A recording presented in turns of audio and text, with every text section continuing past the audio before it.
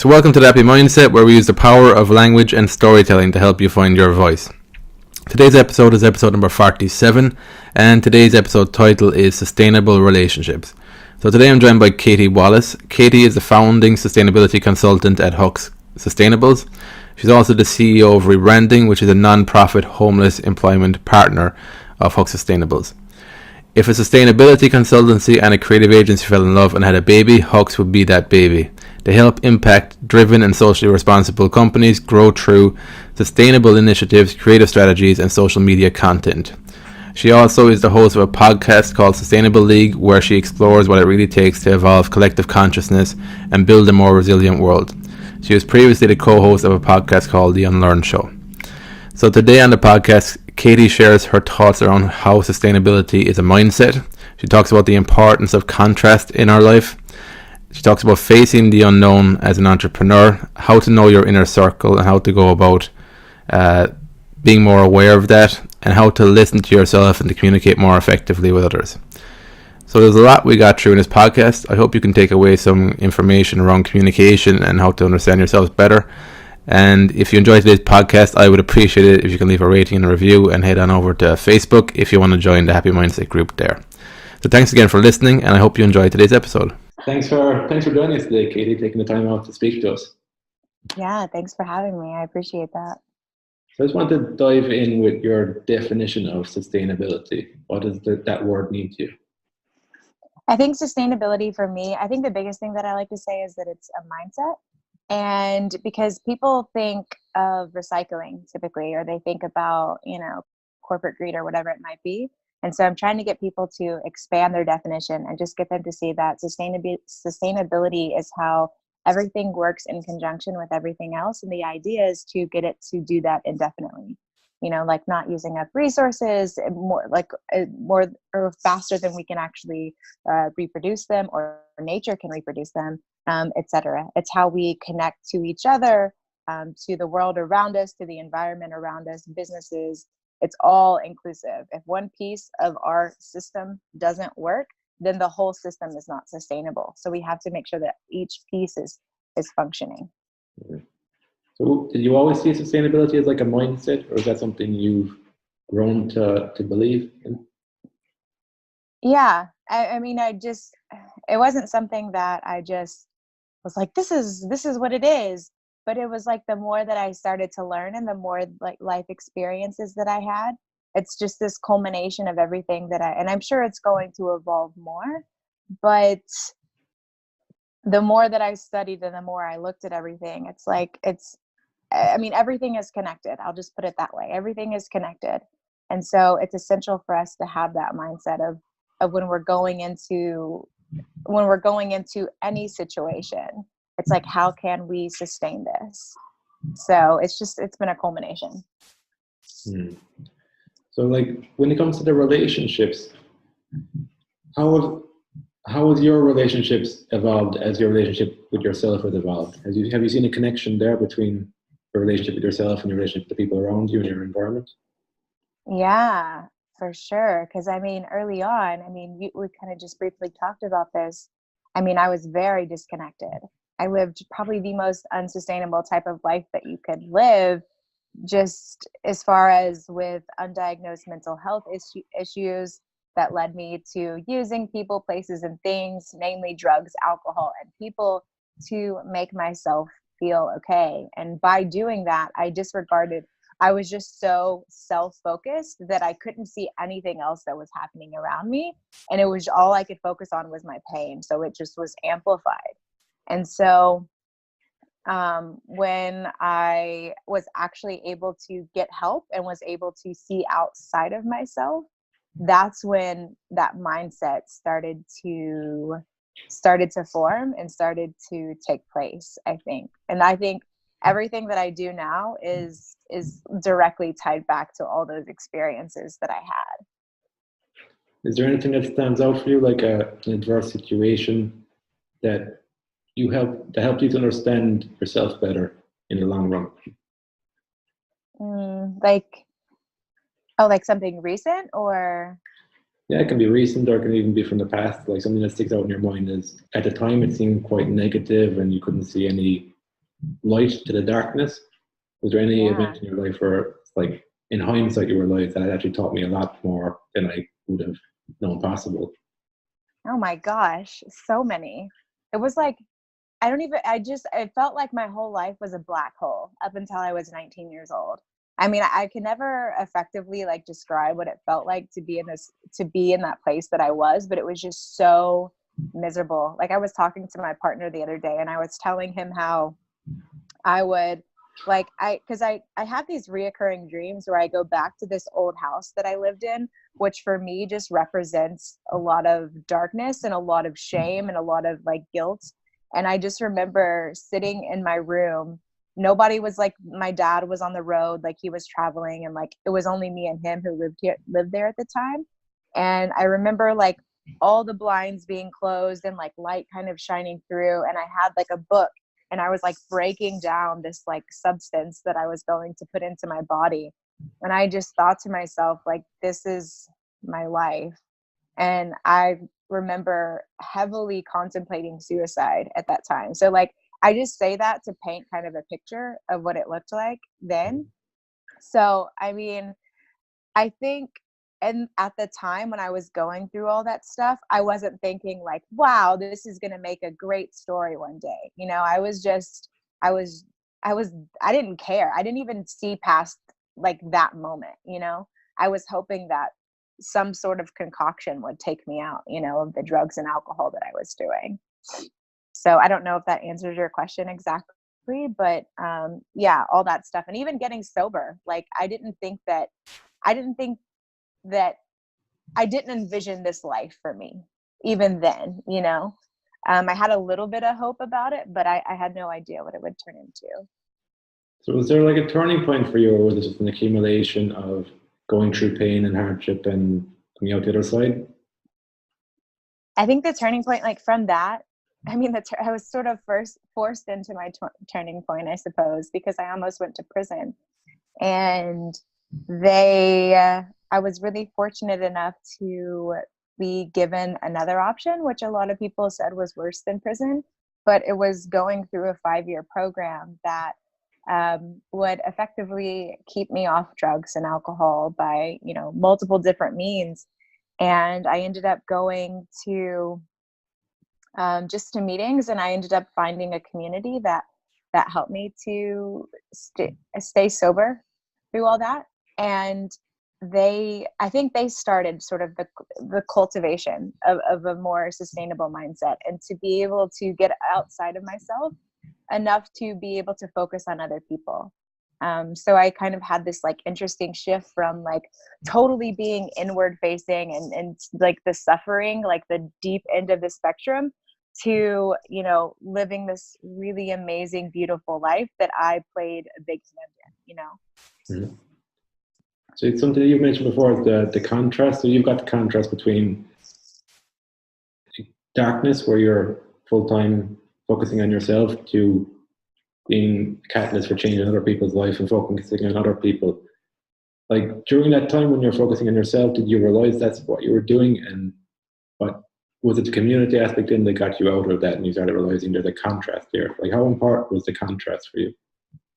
The contrast is everything, because, you know, if you're living, especially, and you can probably relate to this, when you're going through it, like when you're young and you're experiencing these painful emotions, and nobody's telling you that like, hey, these things are normal and whatever, you start to think that that's all that life is. And so you go out through your life, and so you're just expecting life to be painful, until you get to a place to where you can clear out all of that pain, and you can kind of like realize what it feels like to feel free. And then you realize that you could never return to that place because it's so dark, and you know you would surely take your life if you had to return to that place, you know? So I think getting contrast for people is everything. Like if you're not happy with your life, why don't you try to do something different and see if it makes a change? You know, don't keep doing the same thing over and over again if you're wanting something to change. You have like an experimentation mindset approach to life today? I do. Oh, do you just mean like with personal growth and development, or? Just even with everything with business and how important is like an experimentation mindset? Oh, it's super important because with everything we get very, like, let's say you're super unhappy, but you start traveling and it makes you happy. Eventually, if you're using it as a solution, like travel will become dull to you, and it'll take more for you to be able to grow. And that's kind of been, that's just my experience, but like we get very, once you do something enough, you kind of get immune to it, Yeah. and so you'll stop seeking out things to change the way that you feel, even if it does spur growth, but you'll start to seek it in yourself before you go anywhere else. So I think it's super important just to kind of like try different things, to be able to change your perspective, or to be able to get you into the creative, into the novel. So experimentation is key. Like just do different stuff. That's true. I think there's like the hedonic adaptation. That's the term where we just adapt to it and it just becomes the normal. I think that's a key thing to become aware of, because up until that point, you keep jumping between things, thinking stuff outside you will bring you happiness, sustained happiness and stuff. Yeah. I think we're conditioned to, well, I mean, I think it's just human nature because we want to feel safe. And when we are in uncomfortable situations, even if it's going to be beneficial to our growth, we're always trying to make sense of the world around us because we crave that safety. And it's really essential for us to not fall prey to our lizard brain and to kind of go against it sometimes, right? But there's sometimes that it's like we are clearly in danger, and we should like listen to it. But when it's like having a conversation with someone and you're like mortified and you're freaking out, like have the conversation.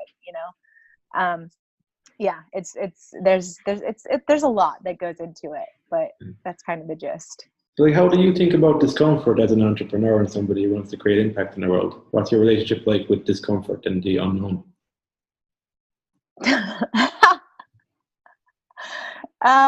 Good God. It's the most uncomfortable thing that I've ever done in my life. Like it's so difficult and it's so wearing, but that's the only way that progress comes, is doing the uncomfortable things. Because I mean, I sat in a comfortable job for 8 or 9 years and I didn't change anything because I thought like something's going to happen. Like someone will come, they'll walk into the store that I'm managing and they'll be like, wow, you're so amazing.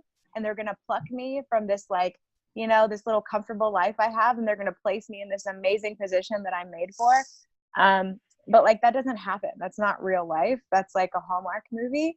And, yeah. And so it kind of came to a head when I was traveling on a trip to the Philippines. And when I came back, I just realized that like no one was coming to save me. No one was going to do anything for me. And if I wanted to do something, I was going to have to make it happen. I was going to have to like save myself basically. So and that is the most uncomfortable thing you could possibly do, is to quit your job with no safety net, not a real business plan. I had some ideas and I was like, oh, this will be so easy, just stupid and naive. But it was really necessary for me to go through that really, really uncomfortable time in my life to know that I could take it, that I was made of more than I thought. Okay. So going through like the dark times in your life actually woke up to your resilience and the possibility that you could face a lot more in the future to create things as well. Is that what helped you there? For sure. Yeah. Because I feel like I've already, how do I put this? I feel like I've already hit my bottom. Yeah. So, I mean, and I'm sure there's definitely been other bottoms, but to hit a bottom like that, to where you're just so like spiritually, physically, emotionally bankrupt that you have nothing else to give, and that death is seemingly the only option. I mean, it's really hard to go much lower than that, right? Like I could lose every single worldly thing that I own right now, and I would still have more than I had then. Do you know what I mean? Mhm. And so I think in a sense, it's made me, I'm not going to say fearless because I'm still very fearful, but it's easier for me to walk through that fear because I've practiced it for 10 plus years of walking through uncomfortable shit, you know? Yeah. Like as an entrepreneur, how do you find the balance between taking the leap and doing things and the planning part? Because I do think there's a certain amount of planning that does need to be put in place to move forward. Or maybe Yeah. how do you feel about that? The planning and the just actually doing things and figuring things out as you go along. So planning is super important. I'm honestly, like, I'm good at it sometimes. But I can be very irrational when it comes to, like, when I have a thought, I'm very full steam ahead. And so it's great to have people in my life who are like, whoa, like, hold up, like, before you do that. Like, sometimes it's great, but sometimes it really, I'll say half the time it's really great, but half the time it comes back to bite me in the ass because I will start solving problems that don't need to be solved. If I would just take a day or two and just, like, let it sit, then I could see, like, oh, this isn't a fit for me, or, oh, there's nothing happening here, so don't waste your energy. Like, it's going to work itself out, you know? Mhm. So I think I'm just trying to kind of learn how to be more balanced in that area. Um, but it's definitely worked out because I try to do things before my brain kicks in, before it starts to tell me that, like, ooh, this is scary, don't do this. Ooh, I don't like how this feels, you know? So I just do it. And I find that in doing it, I still make progress than I would if I just, like, sat back, you know? If I Mhm. sit back too long, I'll just stay paralyzed in fear. Do other people help you as well? You mentioned there that mentioned about other people. Did you find that other people help to balance you out rather than trying to always balance yourself out? For sure. I have people, you know, I have a lot of people in my life, but I have this very core group of people that I'll say there's about maybe 10 to 15 people. Actually, it's probably less than 10 people that I know if I go to them and I tell them anything that's going on in my life, they'll tell me the truth, no matter how ugly it is, no matter how painful it is. Like, they're not scared to hurt my feelings, but they're also not scared to lift me up and to, like, just, I can go to them and 100% they understand me and what I'm trying to do, and they'll give me sound advice. And even if it's just being a sounding board or whatever it is, like, I don't keep stuff to myself.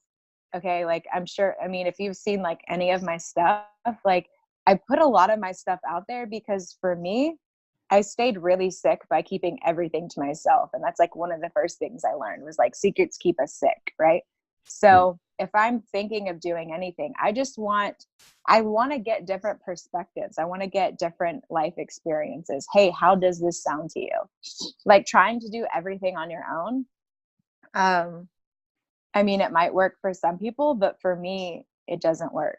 You know, I mean, it's totally up to you. And I don't think there's anything wrong with getting outside perspectives, even if you totally disregard them. Even if you choose to do it your own way, there's nothing wrong with getting outside perspectives Yeah. from core people that you trust. I will Do say that. you have any advice around people finding, because there might be some people who mightn't have that core group of people yet. Do you have any advice on how you identify and know the core group of people? You have to know yourself first. You have to know who you are. You have to clear out whatever is there, whatever is lingering there that is blocking you off from other people, because so many people still carry around a lot of baggage and they have blocks. So I'm kind of this is probably like the hippiest thing that I'll say, but um I'm all about energy and I'm all about vibes. Like, the people that I've connected to, or the people that are my core group of people, I connected to them immediately. Like, before there were hardly any words spoken, I knew, like, I could just feel it. Like, I could feel a draw to them, and vibes don't lie. I go by that. So if you're in tune with yourself, it's easier for you to be in tune with others. And you'll get feelings, because I'll get feelings immediately. I know when I need to stay away from people, because it's like, it's undeniable, the, like, what I feel, you know? So, and it's not like they're rude. It's not like they said something. It's just what they emanate. There's a different frequency. Did you ever ignore that in the past, where you had those feelings and vibes and stuff, and you just overrode it with your brain, your logic? Yes. Yeah, definitely. Often. Very often. How have you learned to balance that better? I think sometimes you just have to go into it. Sometimes you just have to explore it and see it for yourself. And I think sometimes I allow people who I know are energy vampires, who are just here to suck the positive life force out of me. And I've let them hang around too long. But I kind of had to go through that, just to kind of see. And it sucks because, everyone's just on their journey and they're just trying to figure it out. And you don't want to ever leave, no man left behind. But sometimes it's essential for your own health and well-being, and for you to continue on your journey and your mission, to cut people out. I think it's easier for me to say no to energy vampires and people that don't resonate with me now.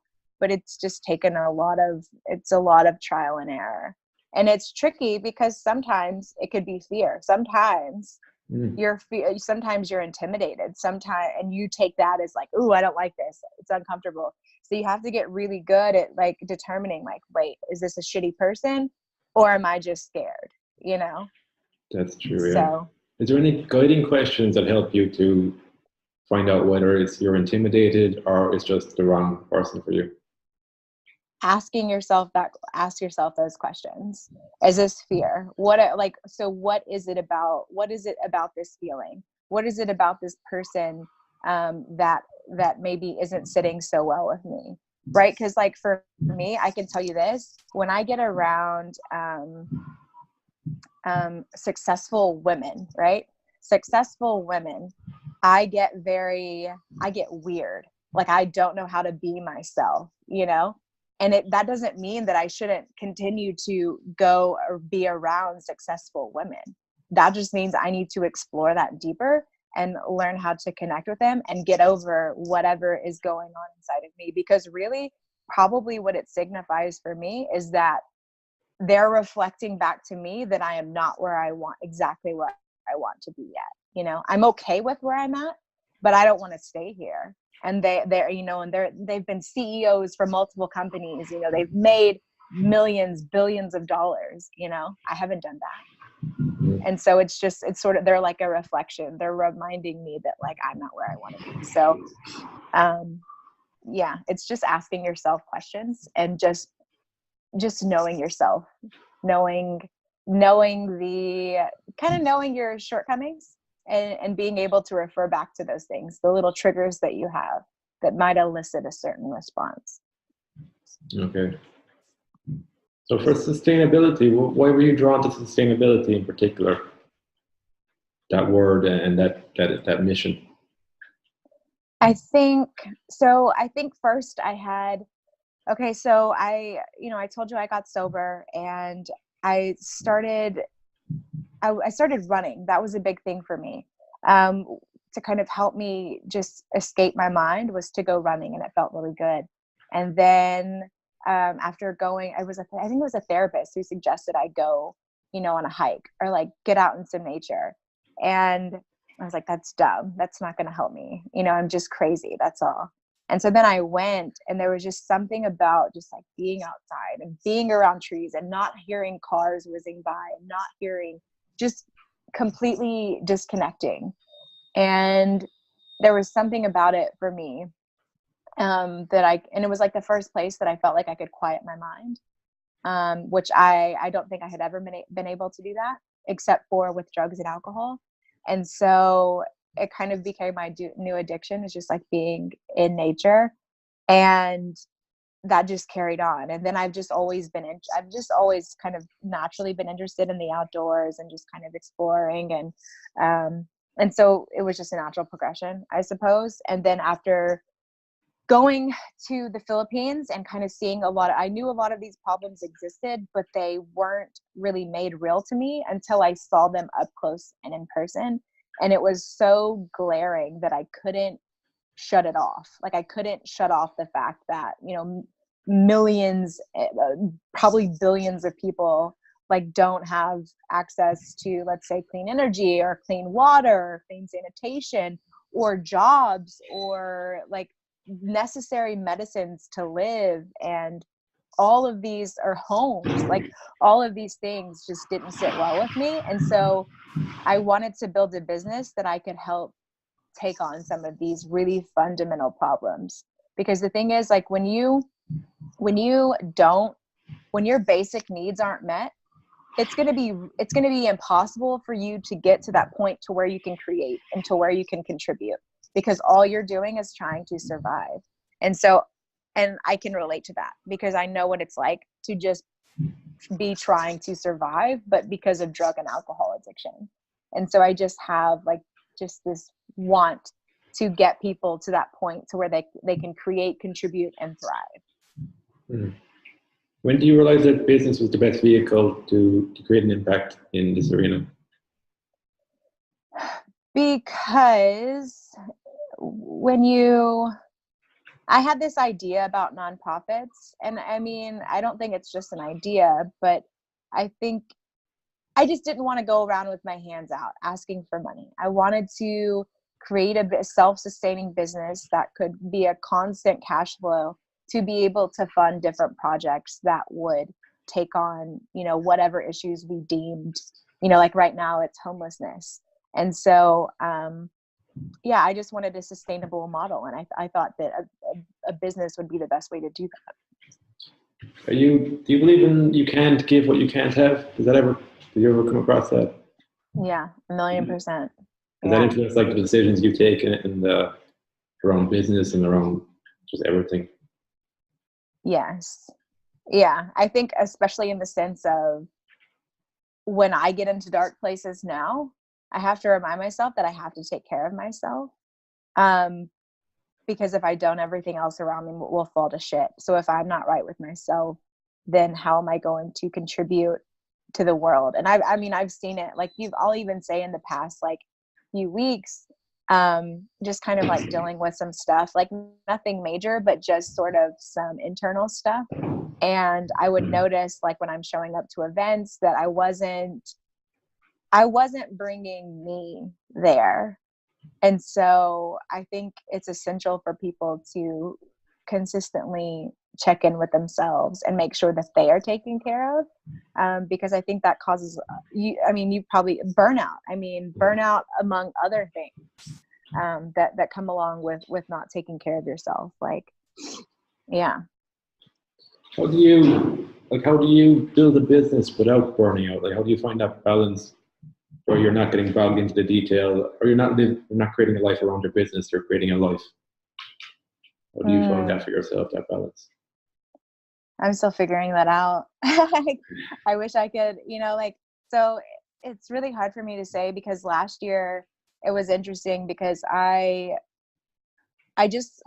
traveled a lot. Like I was still trying to figure out exactly what I wanted to be doing. I was working with a bunch of different types of clients. I was speaking, I was doing a lot of different things to see what resonated fully. And then come around maybe October, November, I was like, okay, this is the thing. This is the thing that I think I can settle on. I'm going to do this. But I was still, traveling probably at least, I don't know, a week, a month, maybe more. Sometimes I was gone for the whole month.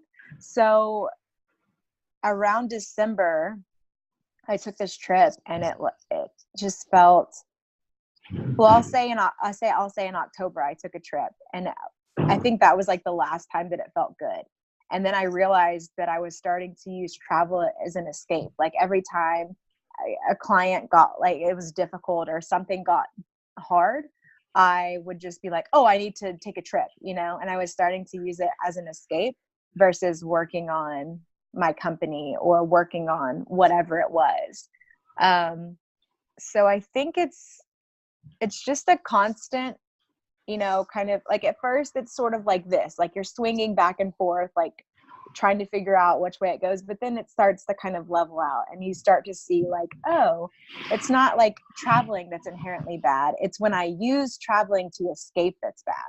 But like for me, travel is also, it can be good. It's a way for me to reset and bring more creativity into projects and to just kind of fill myself back up, and there's other ways to do that as well, but that's just sort of been like a key one for me. Okay. So it's just finding what works for you, right? It could just be, you need to go to the gym, you need to meditate, you need to do this, but having a consistent practice and something consistent that you do is really helpful to prevent burnout as well.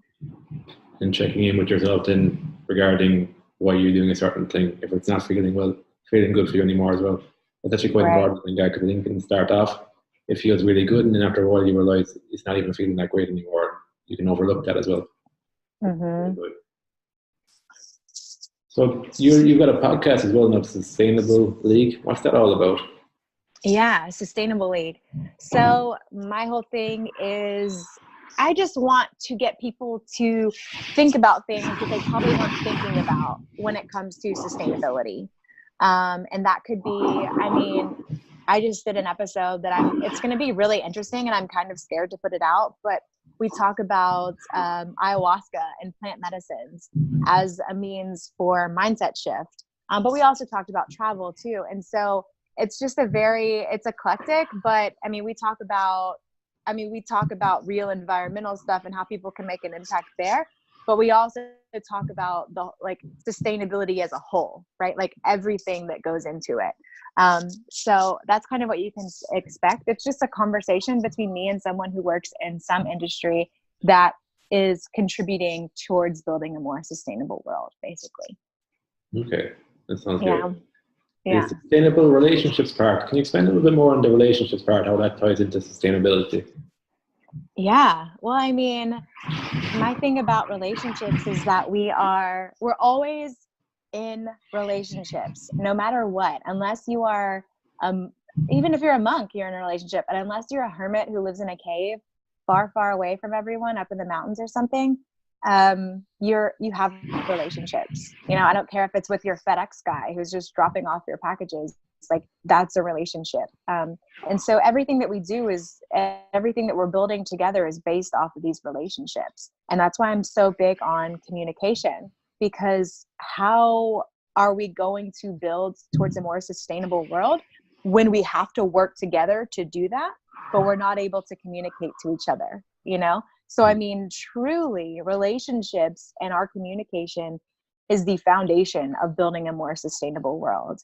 Like taking in other people's points of views, because the thing is, we're still very divided. We're divided by where we're from. We're divided by, whether or not people like to, we're still kind of working on the color of our skin, like our ethnicity, all sorts of different things. And so we're divided. So we need to be able to kind of see through that and realize that our fate is common when it comes to having a home here on Earth.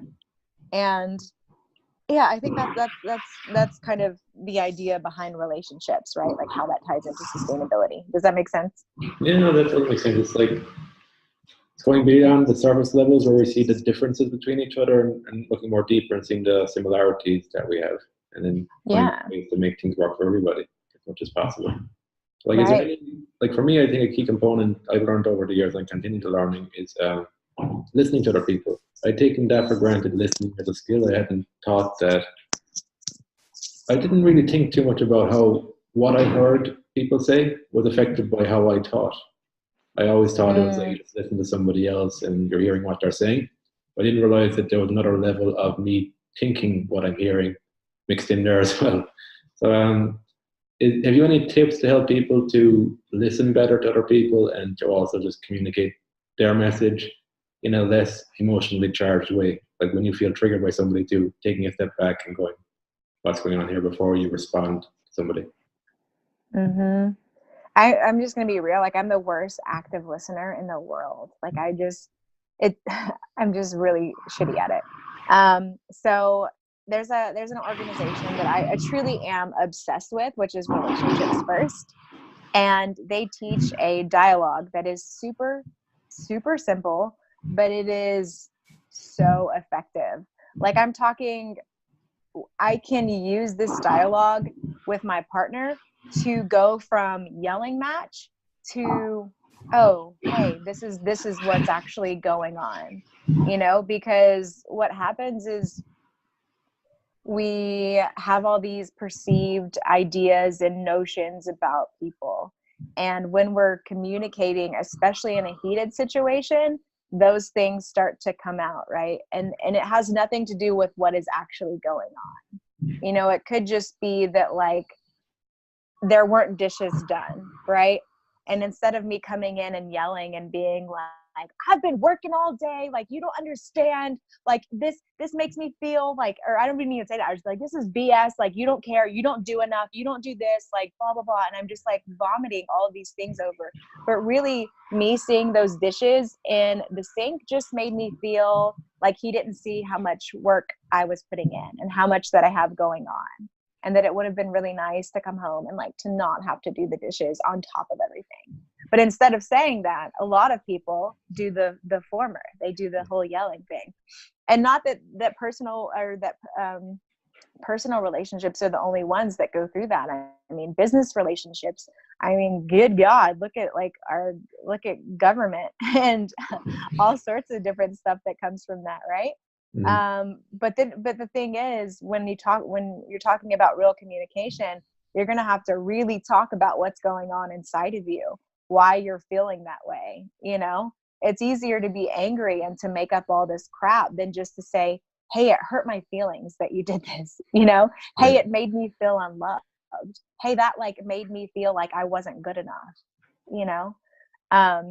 so I would, again, it starts with you getting to know yourself, getting to know what you need. And I always recommend Relationships First as like a good place to start if you feel like you're not the strongest communicator, or if like your fights often turn, or if your conversations often turn into arguments. But yeah, it's vulnerability the key component there. Did you ever have to shift your relationship with vulnerability at any stage, or did you always see it as like a strength rather than a weakness? Oh no, I didn't cry for a really long time because within my family unit, there wasn't a lot of talking about there was no talking about feelings. It was like, and if you cried, or if you were, it was like, what are you crying for? Like, you have no reason to cry. Like, stop feeling how you're feeling. And so I would always shut them off. And I think that led me a lot to drugs and alcohol. I'm not saying it was just that, but yeah, like I would shut off my feelings, and I can still really do that. And it's really hard for me to be vulnerable to people and to let them know what's going on inside me.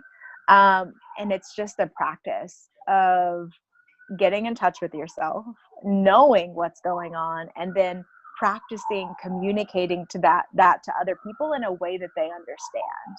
And that, does that make sense? Yeah, that makes sense. Yeah, it requires work. It requires like so much. Yeah. And being vulnerable is hard. Like you see all these people who are like, I'll say this.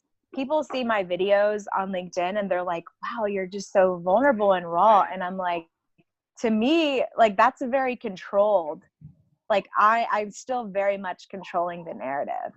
Like, it gets a little weird in my head. Like, I'm not going to lie. But that's the stuff, my neurotic rambles, like that's the stuff that I like tell to my core group of people. Right. Like yeah. How do you find the balance? How do you find the balance there? Like, that's something that I kind of navigating as well. It's like, it's having that, for me, it's like certain things that I like to keep a bit to myself, a bit private. There's other stuff as well that I feel it's important to just kind of be myself. But I suppose at all times I try and be myself, but there's certain things as well that it's like people have to earn the right as well to know exactly certain things as well. So I don't know, do you have that kind of thing going on, and how do you balance that for yourself? I don't know really. I think I can definitely tell. Because I'm neurotic as hell. Okay, so it's. I think when someone can get value from something, it's like the overall lesson. Like you tell people enough of your personal experience to where they can say like, oh, like a situation has happened like that to me, or I've felt like that. And then you go into the solution, right? You don't give them like this whole long, like freaking dialogue about everything that's going on, you know? So you just give people just enough to where they can understand, relate, and then you go into what you learned from it, what the solution is. Like, I don't tell people stuff unless it's going to provide value in some sense. Like I told people about my drug addiction and getting sober so that people who are suffering silently through the same thing know that there's a solution. They can know that I'm 10 years removed from that and that there's some kind of hope, right? And then I provided resources that they could, that they could turn to, that like other people have used and that it's been helpful. So, I mean, it's not like I was just like, oh, listen to my crazy story about all this stuff that went on. It's more so, hey, I suffered in silence for a long time. You don't have to suffer in silence. I'll break my silence so that like you can too. You know what I mean? That's really good. That's well articulated, actually. Yeah, it's about the value you're offering, and you're providing a solution, and it's around something that people have kept quiet on for far too long. That's Yeah. That's a good. Don't bring unprocessed stuff to people. Like I think that's the biggest thing is that if you share something, make sure it's something that you found resolution for, you know, because otherwise you're just sort of bitching and moaning. But you can do that, right? You can do that with friends and you can do that with your family but don't do that with social media. Don't use that as like a raw, unfiltered, like, yeah. Well, that's actually useful because that's how all our brains are. It's like there's certain stuff in there that we have to talk out and make sense of before we can actually understand what we learned from that. So that's good. How about curiosity? Has curiosity taken any form in your life to transform your mind and where you're heading? Oh God. I have a mortifying story about curiosity and I'm just like, I'm not even going to say it, but like, it gets me, I feel like it makes me feel really dumb sometimes. But it opens your world up so much, right? Just by asking questions, just by not knowing something or by making a joke about something. And it somehow opens up like you to a whole new world that you had no idea about. And maybe something that you were insensitive to, but also really cool topics, right? Like, like this weekend, I met these guys who work on it's an alien show, basically, you know, like ancient aliens, all those different type of things. And I've always been really into all of this stuff. So I was like asking them all these questions because they had like been, obviously they've worked with, or they've interviewed multiple like CIA agents, members, etc. So it was really interesting. Like I've always had that interest in that, but just by taking the time to go out and like talk to different people, just by being curious about what other people have going on in the world, it led me to this badass night and badass conversation around something that I love too, you know? And like if you're in curiosity, I mean, it could bring you to learning a new skill, you know, like it could bring you to all these different places. I think we have to stay curious, and I think we kind of have to see how things work for us, you know. That's a very convoluted answer, but there it is. No, it's good. I think it helps to see past stereotypes as well. When you've got curiosity around the person, you see past ethnicity and all that, and you see more of the individual and what their interests are. And because people are quite interesting when you do come from curiosity and ask them questions from curiosity. I think. Yeah, I think people really, especially if you're wanting to learn more about like certain people or certain industries or whatever, they really appreciate curiosity. So like don't feel like you're going to be dumb or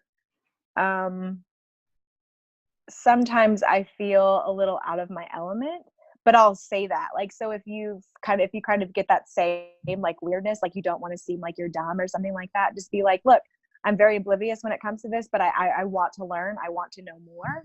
And just kind of like set that tone, don't come into it acting like you're an expert, right? Just set it up, like set yourself up for it.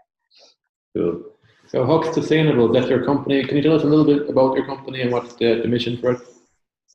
Yes. So Hux Sustainables is a consulting company, and we work with impact-driven organizations, companies, nonprofits, whatever, that have some sort of social or environmental initiative built into their company. And so we can do all sorts of things for them. We can do a lot of business development, a lot of connecting them to who they need to get connected to, but also implementing different initiatives, be it recycling, composting, kind of remedial things. But then we also do some digital marketing. I won't say we do a lot, but we help as far as with helping people within the organization grow, like do their personal branding to help grow the business, but also helping on LinkedIn and Instagram as well. So we kind of help them come up with a strategy for that as well. Okay. So is that kind of like positioning as well, positioning them online? Is that part of it? Yeah. So it's been really interesting that a lot of the organizations that I was working with on certain projects were all struggling with the same thing, which is, how do we get our message out to more people? How do we grow? And so that's been kind of an interesting undertaking, but it's all in the name of helping them grow, helping them impact more people, basically. Okay, that's good. Yeah, so great. Thanks for sharing, Katie. Thanks for telling us more about your story and like what you've learned from the darkness of the world going through to turn that into something positive in your life and what you're doing in the world now. How would people find you online if they wanted to know more about you? Probably the best place is LinkedIn. You can find me there, Katie Wallace. Or if you just search Katie Wallace Hux, Hux, you can find me probably everywhere, on Facebook, on Instagram. Our website is huxsustainables.com. But if you go to LinkedIn, you'll find everything there. Perfect. Do you have any last message for people for 2019 that you want them to remember? For 2019, let's see. My message for 2019 is like the same message to myself, and it's to stop taking yourself so damn seriously. To stop taking. I mean, let's just get it straight, right? Like, everyone's in a rush to get to all these places, and this is advice to myself, okay? But we're always in a rush to get to this far off place, and we need to be there, and we need to be there right now.